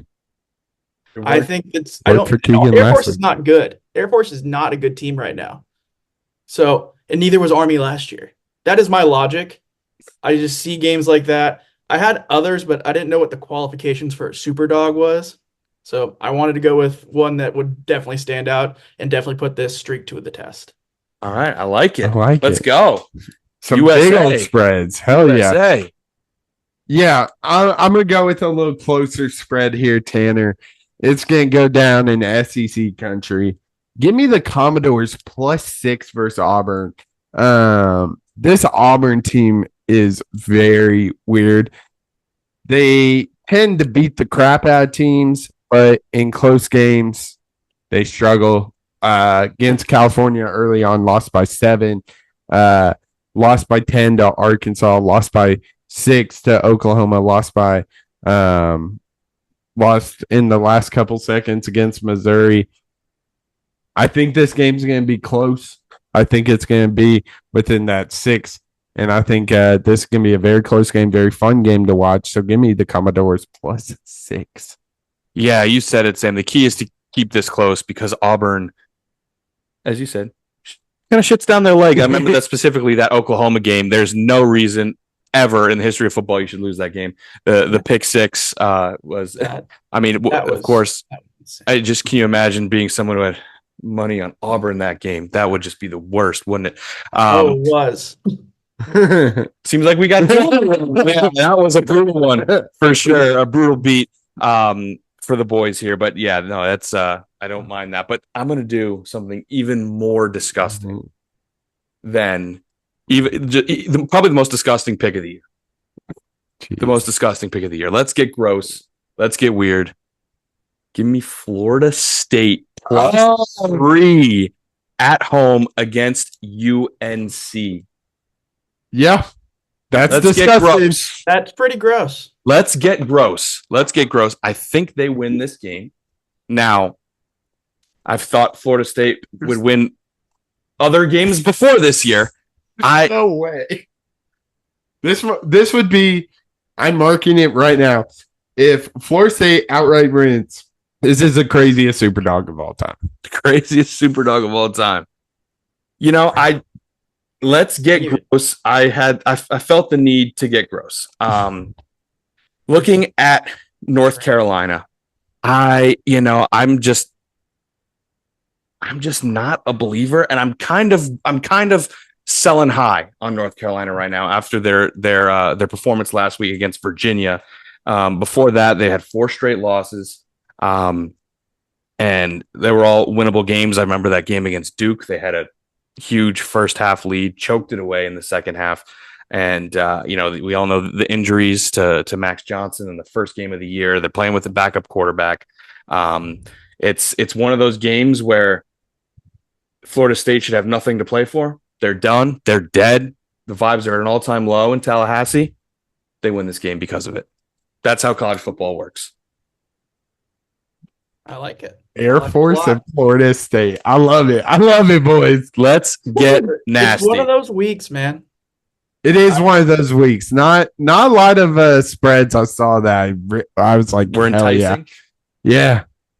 There's a couple of other ones that I was thinking about. Like for the longest time, I was thinking of doing Texas Tech against Iowa State, just because obviously I went to Iowa. I'm not gonna root against Iowa State every chance. Absolutely, no doubt. Hey, we can agree on that. We can absolutely agree on that. But I mean, 11 points are up for grabs. How many did you get? Call your shot. I'm hoping for at least 8. 8. All right. That'd tie. That would tie the leader. That would tie the leader. Yeah. I mean, it's pretty competitive out here. And of course, we all know the streak of Superdogs that needs to stay intact for sure. But thank you so much, Rob, for coming on, man. This was a lot of fun. Love talking ball. And I'll have to get you back on at some point. I would love to, guys. You guys are great. Hopefully this just keeps growing and growing and growing. And I appreciate what you guys do. Yeah, appreciate it, awesome. Robbie. Thanks so much, man. We appreciate you. Hey, you have All right, now we wrap up the episode with questions. Huge shout out to Robbie for being our guest picker. Can we keep the streak going, Sam? Can we get 3 straight Superdogs? We'll see. It would be big time if we do. Talk about an absolute turnaround in our Superdog luck here. But of course, before we wrap up the episode, we do have questions. The first one is from my mom, Carrie Dislin. She wants to know, what is a lesser known sport that you've always wanted to try? This is a good one, man. I mean,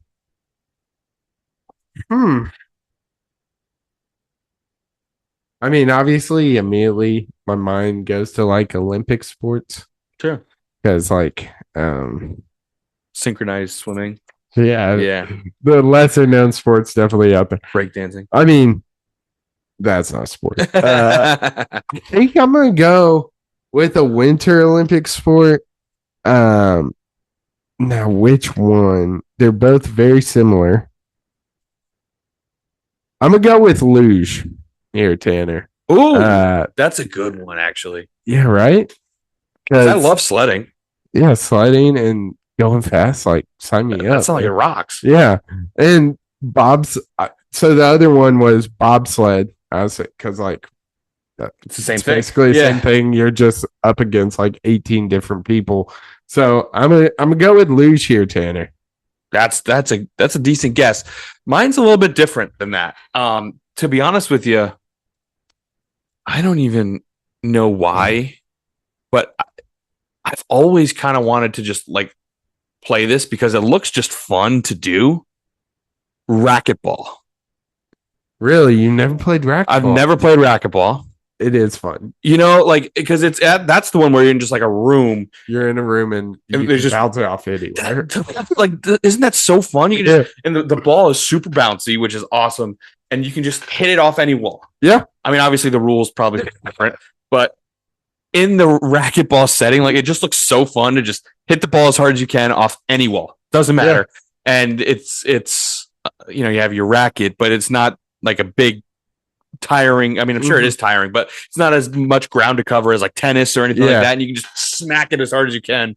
With the bouncy ball, like the super bouncy ball that you use, it seems like it would be really fun to just watch it bounce. Yeah. No idea how to play it. Never played in my life, but it just looks fun. It is fun. I know how to play. Like, do you know the rules? No or idea. Did you forget it? No idea. Or did you just smack it around? Dude, it's fun, dude. It looks like it's so fun.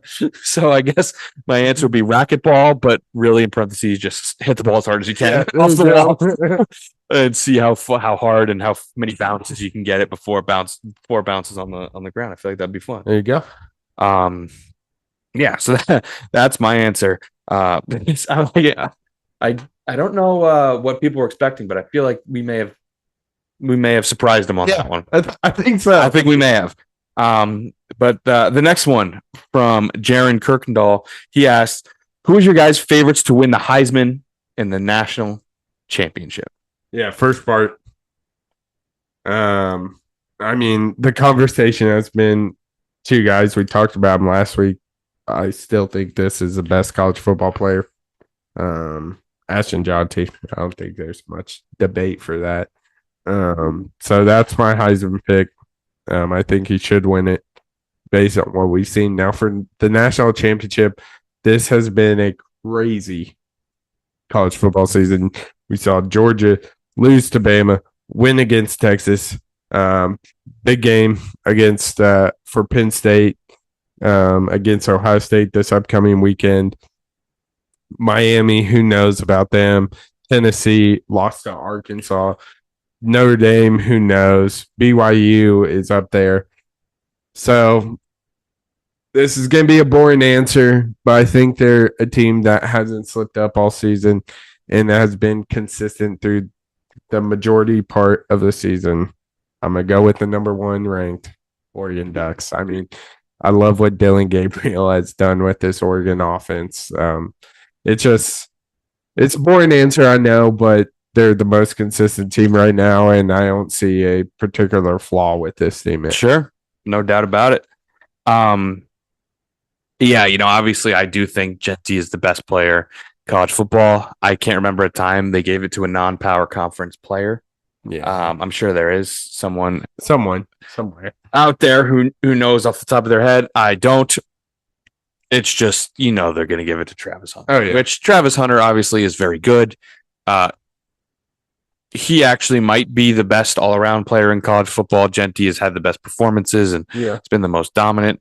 Obviously, we talked about. I think that's a good way to put it.